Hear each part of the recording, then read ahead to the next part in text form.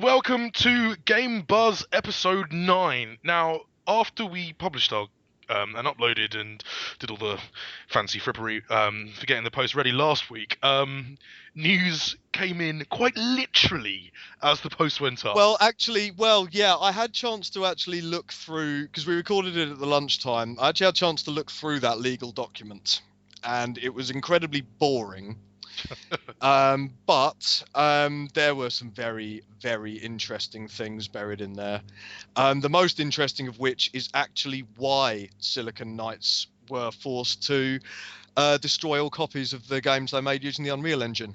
Yeah. And the reason is because Epic countersued them back in May, insinuating that they literally copied a huge amount, thousands of lines of copyrighted Unreal Engine code, and changed it to make it look like their own.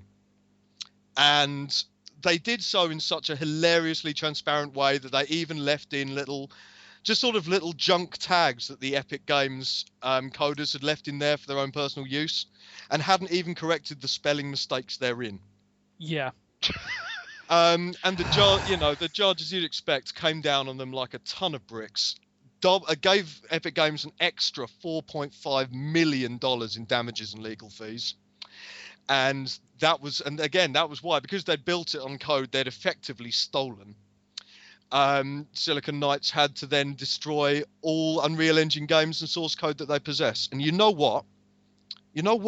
Fair enough. I think there is no other thing they could have possibly done. I mean, I think the problem is now that who is really to blame? Like, who is the one who turned around and said, yeah, let's just take this code. It'll be cool. It'll be so easy. It could be done in like a minute. I know where the buck stops. Yeah. And that would be with a certain Mr. Dyack, the CEO of the company, the person who must have overseen the wholesale copying and really poor but obviously purposeful disguise of said code, and then had the gall to sue Epic Games for not giving them enough support and forcing them to quote unquote develop their own system, which was actually a system that was nicked wholesale from the Unreal Engine. Well, this is the thing. I mean, we discussed this last week, and it's absolutely indefensible if you spell it out, because the fact is, Dyack sued. They sued Epic over the Unreal Engine, the most popular development engine and the in engine existence. the engine that they ripped thousands of lines of code from to disguise it and pass it off as their own. And then they sued Epic. And it was them. It's absolutely, you're right. It's indefensible. It's borderline disgusting, frankly. Yeah. And Silicon Knights deserve to get slapped with such hefty damages. It's a shame, again, that so many developers lost their jobs because of all of this stuff. But you know what? They have proved themselves, and Dyack has proved himself to be someone who, frankly, you shouldn't do business with. Yeah. Shady business dealings, untrustworthy, willing to play fast and loose with contractual obligations, willing to breach copyright. This is not a company that's worth doing business with. And I'm not alleging this. This is a point of legal fact now. Yeah, it's all out in the open now. It's all out in the open. A judge has ruled on it. This is fact. This is as close to fact as we often get. Actually criminal. Yeah. It's criminal. Is it criminal? It's something. Yeah, it's along those lines. Yeah. Thus them being sued. Well, the $9 million in damages. Yeah, I mean, it was a civil suit, I think, or was it? I don't know, but it was either way. They had this coming, and that's surely the end of Silicon Knights now. And Dyack, I would have thought. I mean, really, can Who's you honestly see? Yeah, exactly. As I said, who could work with him now? Stuart Black. Exactly. Yeah, I was going to say Stuart Black. They should team up. I mean, obviously they don't get on with people. They could sit in a dark room, not trust each other, and hopefully something might happen. Perhaps they'll come up with some idea. They'll probably go, ooh, perhaps some sort of like sphere that you rub. Eternal maybe. black sunshine. Yeah, and perhaps that, maybe. But on the other hand, you know, if he does want to make some money, there were all those suggestions last week of what he can do with all those copies that he has to destroy. So it might not be a complete loss. Yeah, but like, what engine But- is he going to use? Like, he can't use the Unreal Engine. Crytek are going to turn around and go, no. John, he can use RPG Maker. It's fine. Yes, he could use RPG Maker to make Done. Eternal Darkness 2. That's true. Yep. Yep, fair enough. Or click and play. Yeah. Yep. Get some EJ music in there. It'll be hot to trot. Yeah, it'd be so easy. It'd be like done. It's so easy. So easy. Right So future for Dennis Dyack. Or not. So yeah, that's kind of a case. That is the end of that chapter. I think, That pretty is much. the end of that chapter. Speaking of things that are disingenuous, from highly disingenuous and disgusting to very slightly disingenuous, Sony announced a major milestone today being Friday, in that they've announced that they have sold 70 million PS3s worldwide, and they've sold 15 million PlayStation Move controllers. That's really good going. Because back in September, the Microsoft announced that they had sold 70 million Xboxes. So that is a huge deal. Except though. Except that in the press release, there was a little asterisk next to the word sold. And when you're in this, I've been in this business long enough to know that you have to read the footnotes. Like, it's very important to read the footnotes. And after scrolling down through all of the bump, there was just this little footnote that said, yeah, so we don't actually mean sold to consumers. We mean selling. We mean we've sold it to retailers so they can sell it. Which is what every other company in the world uses the word ships for. Technically, they've still got the money, but yeah. Yeah, I mean, they still technically sold them, but it was. I was amazed to see how many of even the bigger sites actually ended up misreporting that. Yeah. But I don't want to go on a downer about this, because that's still a seriously big deal and seriously good going for Sony, because their console came out a year after the 360, and even managing to shift that many is seriously good work for them. I think they will see the gap between the PS3 and the Xbox 360 closing even more now that Sony's willing to bring out new games, and Microsoft seems to be all about reiteration. So Very good point. It is a good point. So. I know. Thank you. So yeah, somewhat good and cheeky news there. Yeah, good and cheeky news for Sony, but and kind of fair enough. It's a good console. So yeah, I think one of the biggest pieces of news this week is something we can't really talk about because it's a trailer. And yeah, it was Grand Theft Auto 5 finally got round to releasing their second trailer, delayed after the horrific superstorm Sandy, but now it's back and it's here, and it was pretty good and had funky music, and yeah, we can't really describe it because we only have words. Yeah. It tells 1,000 words, like a whole bunch of them put together into a magical moving picture. Like, that's worth more words than we have time for here. So basically, the trailer's better than us just talking about it. So go watch the trailer.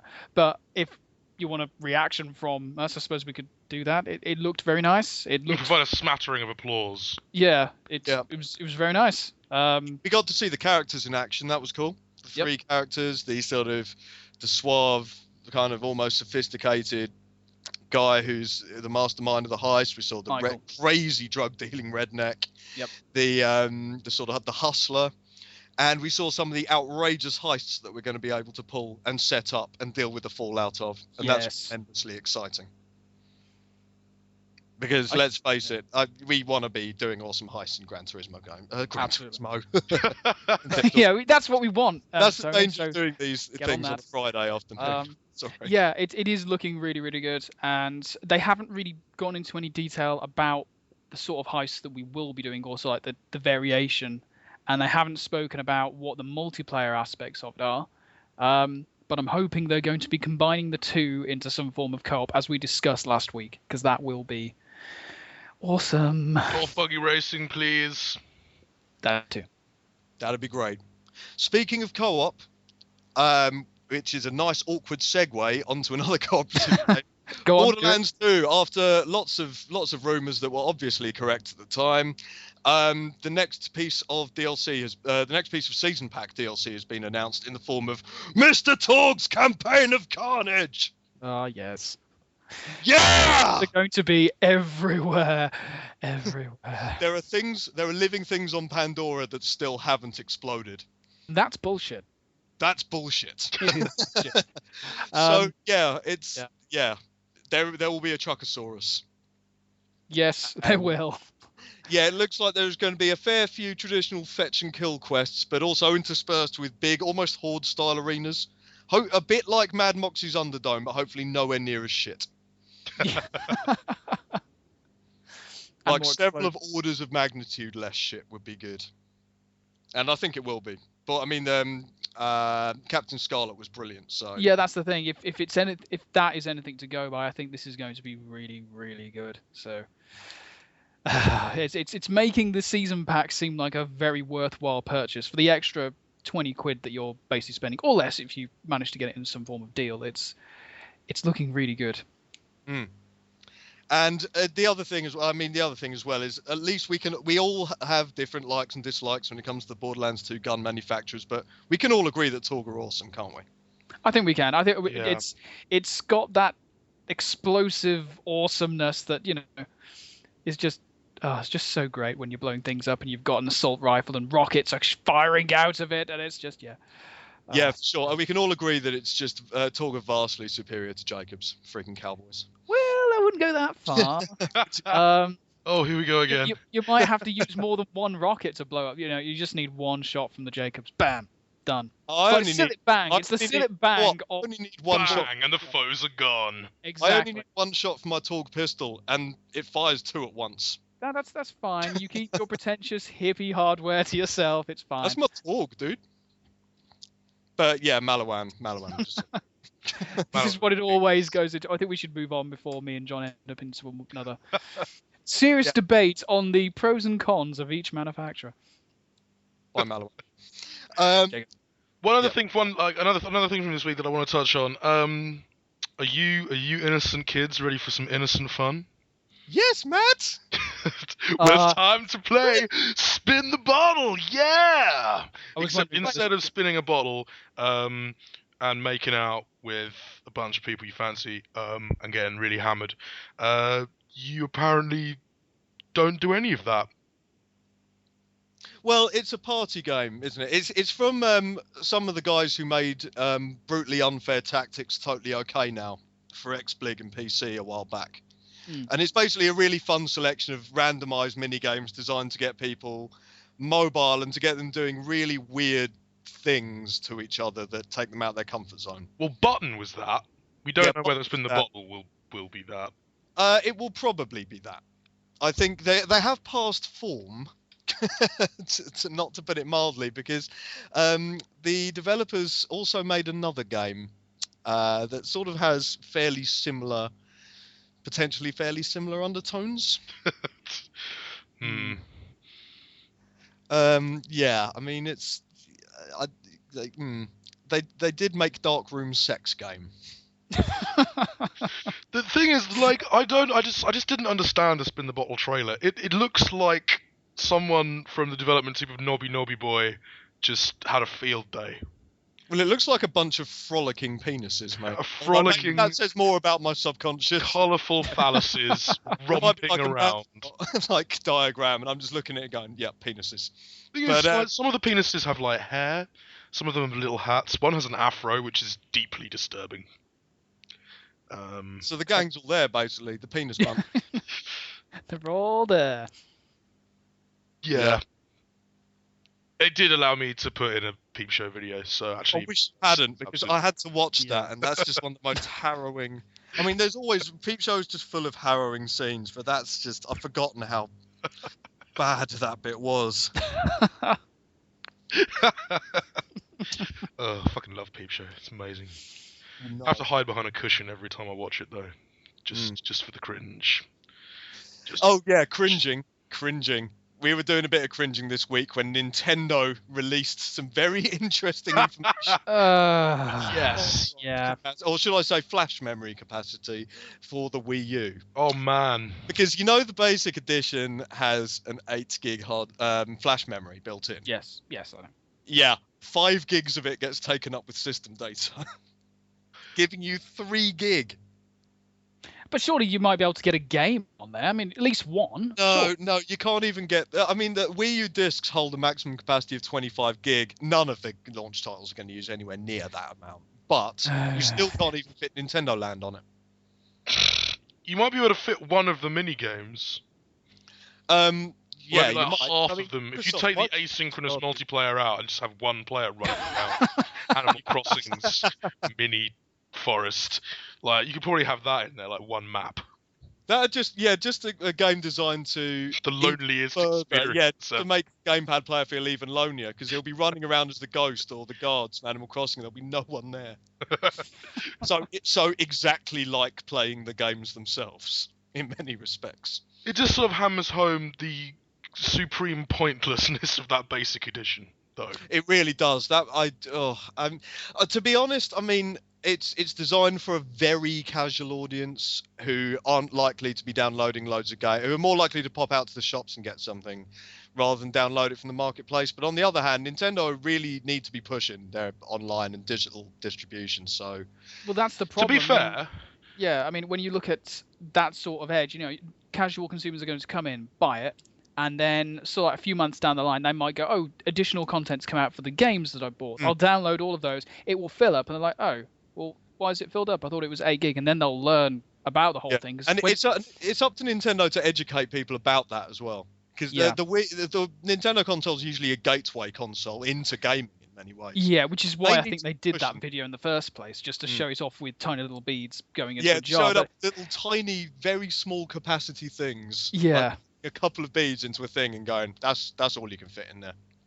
And I think that's the problem, because when you look at buying additional space, because they've said that it can hold up to 2 gig, but for an external drive that has to have a power. 2 terabytes. Has to be 2 terabytes. That's the one. You've got to make sure that people know that they're going to be spending X amount of cash on top of that if they want to get in. So it's kind of I don't know whether it's necessary. It's one of those weird things where I get annoyed about the fact that entry-level consoles, they don't necessarily lay out that you're going to be spending X amount of cash afterwards if you want to go and upgrade it and things like that. Yeah. One of my pet peeves. it was one of those conversations that came up when Microsoft released the 4 gig Xbox 360 Yeah. upgrade. Exactly the same thing. But at the same time as that, they really started heavily investing in cloud saves, Yes. which was frankly incredibly handy, because you didn't suddenly all the space that would have been taken up with game saves on a hard drive that wasn't there is floating around in the cloud. It's actually not even. It's not quite as bad as the arcade edition though, because at least you can play the games. Because like if the Halo Reach and Halo 4, for example, you couldn't play those on an arcade. Because you have to have, or at least you can't play the multiplayer components. Yeah. I'm still not entirely sure why you'd get ever any game buy with an one. HD texture pack.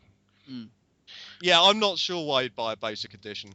To be honest, as you've said, I mean, the Wii U itself is putting out a very inconsistent list of reasons for why you should buy even the premium edition. 25 is not much better. 25 gigs is not it's not much better at all.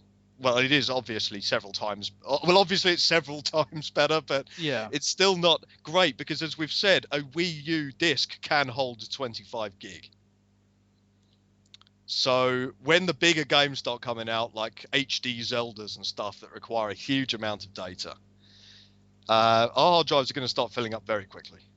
Actually, going back to that point about Nintendo simplifying things to make it completely accessible to, well, everyone, by saying, okay, we're not going to use sort of like file transfer data. We're going to have little blocks. That really bugs me on the 3DS.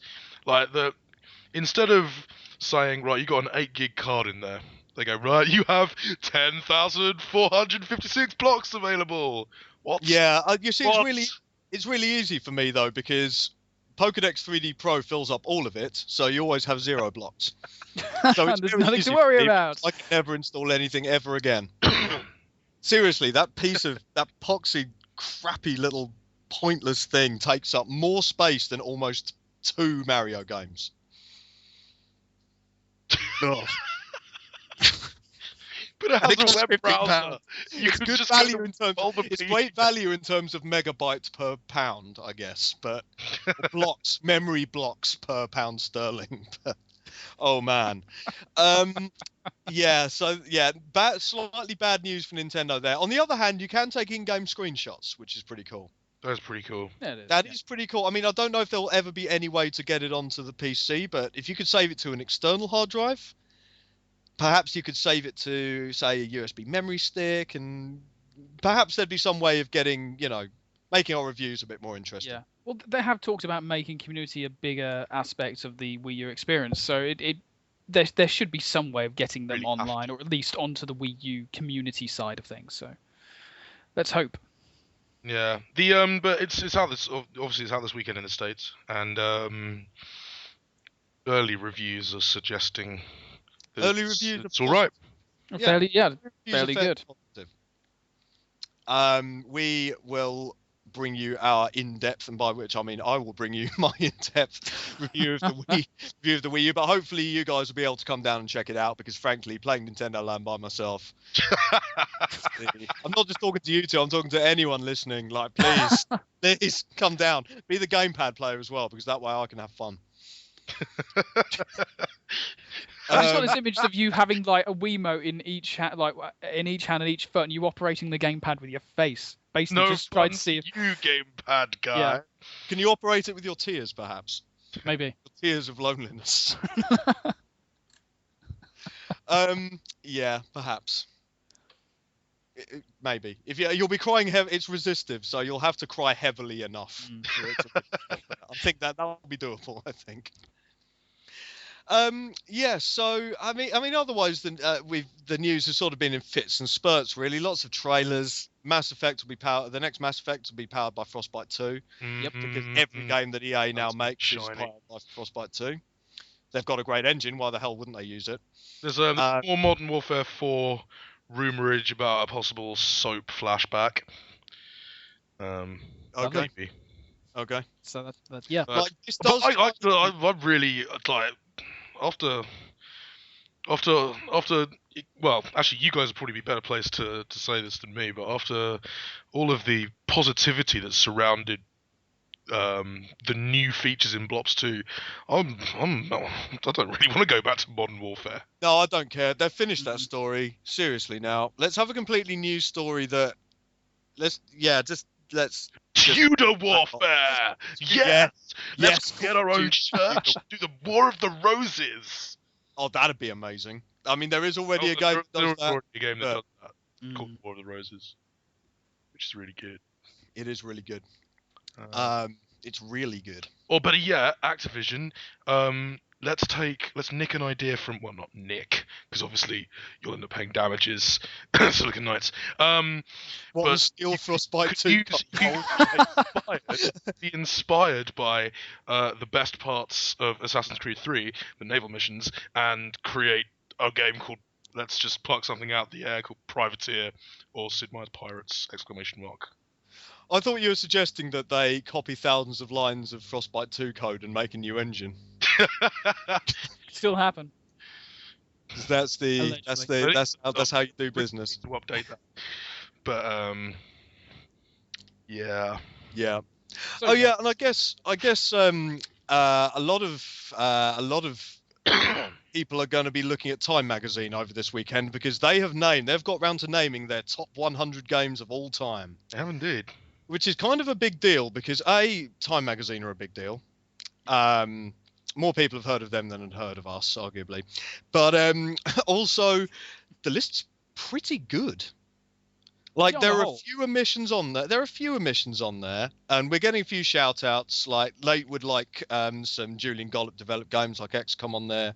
CMBG wants Pokemon on there, which is just so desperately does need to be on there. Yeah, I really don't understand why that's not in the 90s bit. Yeah, because that should really, Pokemon Red and Blue needed to be in there. But otherwise, thing is though, every game that is there does make its case. Absolutely. Yeah, you can't. Like, really... I can't look at a game there that doesn't say. They're a nice mix of genres. They're not the most popular games. There are some popular games on there, but there are just a lot of games that really are just really good. Yeah, I mean, it's interesting that they've. It almost seems forced that they had to put something like Mass Effect 3 on there when Mass Effect, like the first part of it, probably would have been a better pick. I think. Yeah, I think they only allowed one thing in per series, hence they've only got one of the Doom games, one of the Quake games. Yeah, one of only Half-Life 2 and not Half-Life 1. And the fact that they've got Oblivion instead of Morrowind. Yeah, that was a mistake. But to be honest, I mean, we see a lot of people write really stupid lists every now and again, like the Guinness Book of World Records, who put who was it? They put, I think, Black Ops as the best video game ending of all time a while back. Yeah, that was the one. Yeah.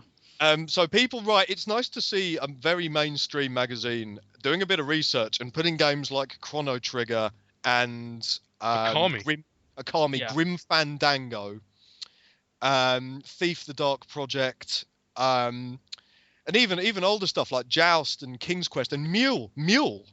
Yeah. Seminal game. You'll never see. Paperboy. Paperboy. Such a seminal game. Yeah, and Paperboy. So it's good to see them do. It's good to see someone, do their homework and make a list that. There are always going to be omissions. There will always be omissions on a list like that. But all of the games there make their case and make it well. Well, I can only really pick out 2 that I'd remove. You want to remove Angry Birds, I know, because you hate it. No, sorry, made that 3. I think my mind had blocked out Angry Birds. Angry Birds. Well, the thing is though, you know what? That is sort of a seminal game. It absolutely is. Angry Birds. For better or for worse. Yeah, it is. It totally deserves. It absolutely is. But I'd pull out Mass Effect 3 and probably. I'm not entirely sure about Katamari Damacy being on there. I mean, I love Katamari Damacy, don't get me wrong. But on an all-time 100, I'm not sure. I think it's because it was just such a unique gameplay proposition. Yeah. On there. And by think, I'm not. By think, I mean that's what they wrote. Yeah. But yeah, no. So go and check that out and let us know what you make of it. And if you feel the need, you can bitch about like your favourite games not being on there, and we'll either agree or laugh at you. Yeah, it's what we do. That's the way it goes. What we do. Yeah. So if you are saying, oh, Uncharted should be on there, oh no, then let us know. Yeah. Maybe we'll do our own. Yeah. Ooh. But we won't do our own because that could take a long time. We're not going to do that. No. That we wouldn't agree, and then we just end up playing on Spartan Ops anyway. So it's just. Let's just save some time. Speaking of time, and we kind of need to go and play some SWAT before it disappears. Yeah, that's a shame because 343 Industries put SWAT into Halo 4, which is the best thing they have ever done. Yep. Unfortunately, they are threatening to take it away again. Don't take it away. No, 343. Add modes, and here's the thing: add multiplayer modes, and keep them there. Just keep them there. It's no extra work for you. It's been the second most popular game type this week. Like not even close. But it has been really popular. Well, it has been popular. Definitely in the top 3. I'm not sure about that. After Infinity Slayer and Big Team Slayer, it's been actually no. But they've given it another week's grace because it has. You're right, been very popular. And I think they'll be next week replacing it with Team Snipers. Bullshit! Don't do that! Team Snipers is the worst thing. Team Snipers is wicked, mate. No, it's not. They end up running out of time because people just camp. Well, it is Team Snipers. That's kind of... It's just... if you're good, you'll be all assassinating people. But yeah, it's no SWAT. Keep SWATing. The other thing is hopefully the file share... uploading your file share to PC will happen next month. and that's good. We'll show you lots of screenshots of us sucking really badly at Halo 4. Mhm. Yeah. And also, yeah, we don't yet know when they'll add theatre mode into Spartan Ops, which is annoying because they need to do that. They really do. We need to So show we off can our show awesome you- antics. we can Yeah. show you how amazing we are, allegedly. You can see me punching hunters down. In the Ah, face. In the Yeah, that's face. I have positive in the witnesses. face. I punched Yeah, we 3 saw it. hunters in the face. You did, and they died. It was sweet. I mean, anyone can punch a hunter in the face. No, they can't. Do they have a face? They're just a like, bunch of worms, yeah. So yeah, there were a bunch of horrible worms in an exoskeleton. But even so, you punched them right in the worms, and they Yeah. died. Mm. Right Like- in the worm and face. it was gross. And glorious. Oh Right. yeah, it was. Right. It was really Yeah. So Um, we're gonna go enjoy that while we can. Please keep it in 343. We suggest you do the same, and we'll catch you tomorrow for our Big Fat Pwnecast on Blops 2 and Hawken, where Carl makes it rain. Oh, Yeah. I do. And I applaud that. That's a good pun. It's good. Good. The Pwnecast is full of them. Yes. Yeah, there's too many. Some might say it's punny, but I'm not going to. Oh! What up? I think we should end now before we I think get we into should some go. of the puns. Yes. Thank you guys. We'll catch you tomorrow. Bye bye. Bye bye. bye.